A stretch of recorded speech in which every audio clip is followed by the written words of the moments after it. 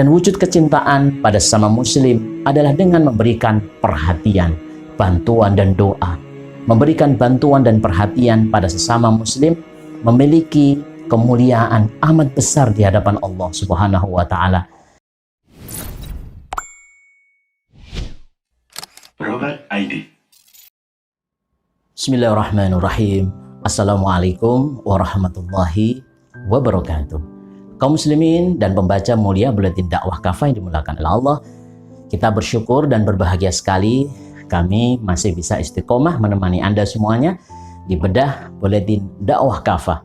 Sebuah buletin dakwah inspiratif, ideologis, mengupas berbagai persoalan dari sudut pandang Islam. Kita masih di suasana pandemi COVID-19. Oleh sebab itu, topik yang kita angkat di buletin dakwah nomor 137 ini adalah tingkatkan ukhuwah di tengah wabah. Pandemi COVID-19 masih terus menyelimuti dunia.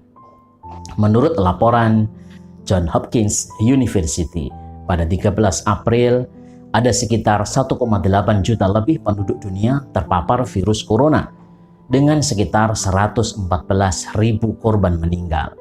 Di tanah air hingga 14 April jumlah korban yang terinfeksi mencapai 4.839 positif, 426 sembuh, dan 459 meninggal. Wabah yang sudah menyebar ke 93 negara juga memukul banyak sektor usaha manufakturing, wisata, restoran, perhotelan, transportasi, dan sebagainya. Banyak perusahaan juga menghentikan usahanya hingga akhirnya merumahkan para pekerja.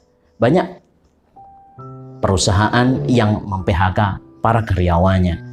Di tanah air, Direktur Jenderal Pembinaan Pelatihan dan Produktivitas Kementerian Ketenagakerjaan B. Satrio Lolono mencatat jumlah pekerja yang terkena PHK dan dirumahkan mencapai 2,8 juta. Berdasarkan data Kemenaker, ada 212.394 pekerja dari sektor formal terkena PHK. Pekerja formal yang dirumahkan sebanyak 1.205.191 orang. Dari sektor non-formal, Kemenaker mencatat sekitar 282.000 orang tidak memiliki penghasilan. Angka ini bisa jadi lebih sedikit dibandingkan jumlah yang sebenarnya. Pasalnya di tanah air banyak warga yang bekerja di sektor informal seperti pedagang kaki lima, pedagang keliling, dan sebagainya. Dan pandemi COVID-19 memang betul-betul membuat perekonomian warga terpukul jatuh. Banyak warga kesulitan mencari nafkah, terbelit hutang, serta terancam kelaparan. Mereka yang semula punya mata pencarian menjadi terjepit, yang sudah sulit pun makin terbelit.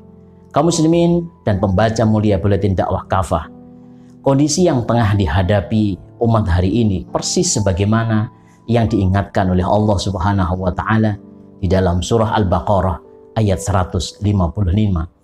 وَلَنَبْلُوَنَّكُمْ بِشَيْءٍ مِّنَ الْخَوْفِ وَالْجُوعِ وَنَقْصٍ مِّنَ الْأَمْوَالِ وَالْأَنفُسِ وَالثَّمَرَاتِ وَبَشِّرِ الصَّابِرِينَ. Sungguh akan kami uji kalian dengan sedikit ketakutan, kelaparan, serta kekurangan harta, jiwa, dan buah-buahan. Karena itu, gembirakanlah orang-orang yang sabar. Dalam ayat tersebut, Allah Subhanahu wa taala menggunakan lam dan nun taukid pada frase lanabluwannakum. Ini menunjukkan kepastian ujian bagi kaum muslim. Allah Subhanahu wa taala berkehendak menguji mereka dengan ragam musibah. Rasulullah sallallahu alaihi wasallam juga menegaskan di dalam hadis riwayat muttafaqun alaih, "Mathalul mu'mini kamathali zar'i la tazalu rihu thumilu wa la yazalul mu'minu yusibuhul bala'u." Perumpamaan seorang mukmin bagaikan pohon yang selalu diterpa angin yang mengguncangkan dirinya. Seorang mukmin akan senantiasa ditimpa dengan ujian. Imam An-Nawawi di dalam Sahih Muslim Bisyarah An-Nawawi menyatakan bahwa Imam Syarauddin An-Nawawi memberikan penjelasan tentang maksud hadis di atas, bahwa para ulama berkata hadis itu bermakna bahwa orang mukmin akan banyak mengalami kepedihan pada badannya, keluarganya, ataupun hartanya. Namun hal itu justru menjadi pelebur kesalahan-kesalahannya dan meninggikan derajatnya. Kaum muslimin dan pembaca buletin dakwah kafah, Allah Subhanahu wa taala mengajari hambanya untuk senantiasa bersabar saat dihantam musibah. Orang-orang sabar akan mendapatkan petunjuk dan rahmat Allah Subhanahu wa taala. Kesabaran adalah sebagian tanda ketakwaan hamba kepada Tuhannya. Kesabaran menempati kedudukan yang agung di hadapan Allah Subhanahu wa taala. Oleh karena itulah Imam Hasan Al-Basri rahimahullah berkata, kami telah mendapatkan ujian sebagaimana orang lain. Kami tidak melihat sesuatu pun yang lebih bermanfaat daripada sabar. Dengan sabar itu, segala persoalan dapat diobati atau dicarikan solusinya.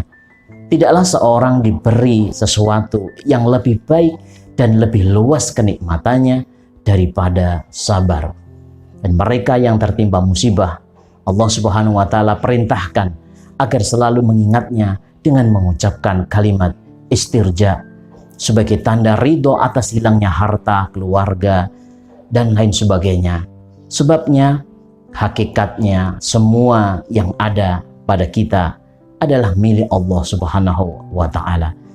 Nabi SAW bersabda di dalam hadis riwayat Imam Muslim, "Ma min muslimin tusibuhu musibatun fayaqulu ma amarahu Allah, inna lillahi wa inna ilaihi raji'un.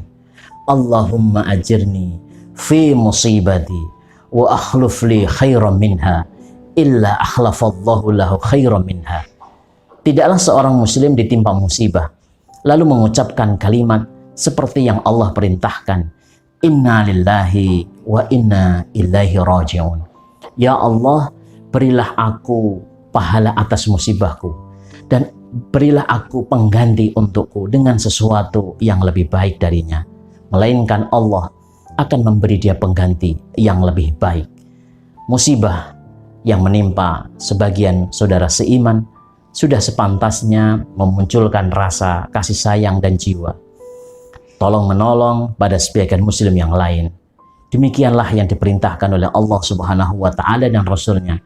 Itulah ciri setiap hamba yang ingin menjadi umat Muhammad sallallahu alaihi wasallam. Begitu pentingnya kasih sayang kepada sama muslim, Nabi sallallahu alaihi wasallam sampai mengingatkan bahwa tanpa kasih sayang maka tak sempurnalah keimanan seorang mukmin. La yu'minu ahadukum hatta yuhibba li akhihi ma yuhibbu li nafsihi.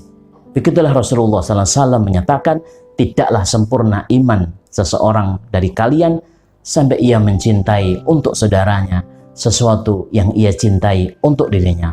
Hadis riwayat Al-Bukhari. Dan wujud kecintaan pada sesama muslim adalah dengan memberikan perhatian, bantuan dan doa. Memberikan bantuan dan perhatian pada sesama muslim memiliki kemuliaan amat besar di hadapan Allah Subhanahu wa taala.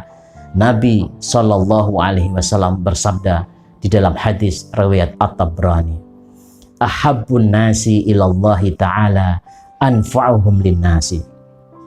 Wa habbul a'mali ilallahi ta'ala sururun tudkhiluhu ala muslimin aw takashifu anhu qurbatan aw taqdi anhu dainan aw tadrudu anhu ju'an wala anna amsiya ma akhi fi hajatin ahabbu ilayya min an a'takifa fi hadzal masjid yakni Masjidil Madinati syahran." Orang yang paling Allah cintai adalah yang paling bermanfaat bagi manusia. Amalan yang paling Allah cintai adalah membahagiakan orang muslim, mengangkat kesusahan darinya, membayarkan utangnya, atau menghilangkan rasa laparnya.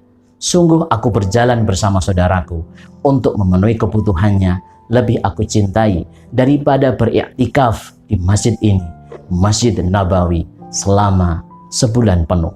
Kaum muslimin dan pembaca mulia Buletin Dakwah Kafah. Amal-amal yang sudah disebutkan di dalam hadis tersebut adalah amal-amal yang amat dinanti oleh banyak kaum muslimin pada masa seperti ini. Betapa banyak kaum muslimin yang berduka karena musibah ini.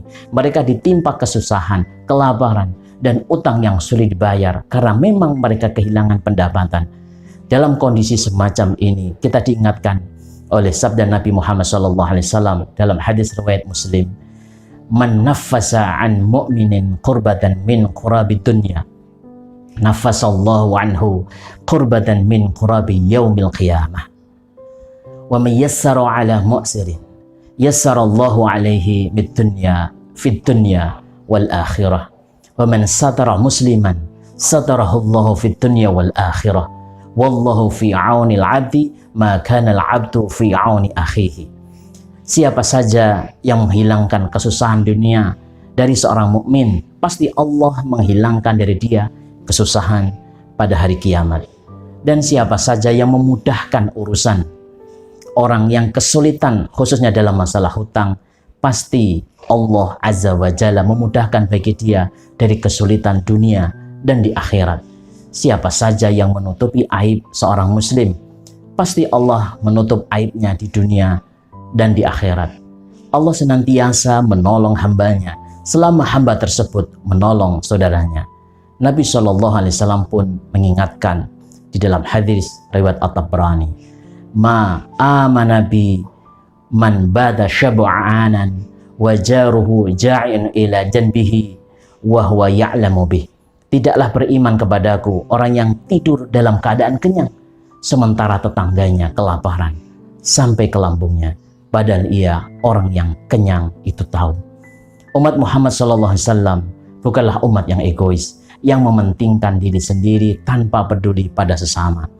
Hati seorang muslim seharusnya tergerak untuk menolong saudaranya yang kesusahan. Namun demikian, pihak yang paling bertanggung jawab atas kehidupan rakyat tentu adalah para pemimpin. Mereka harus bekerja keras, bukan saja menanggulangi wabah bencana penyakit ini, tetapi juga menjamin kebutuhan hidup masyarakat.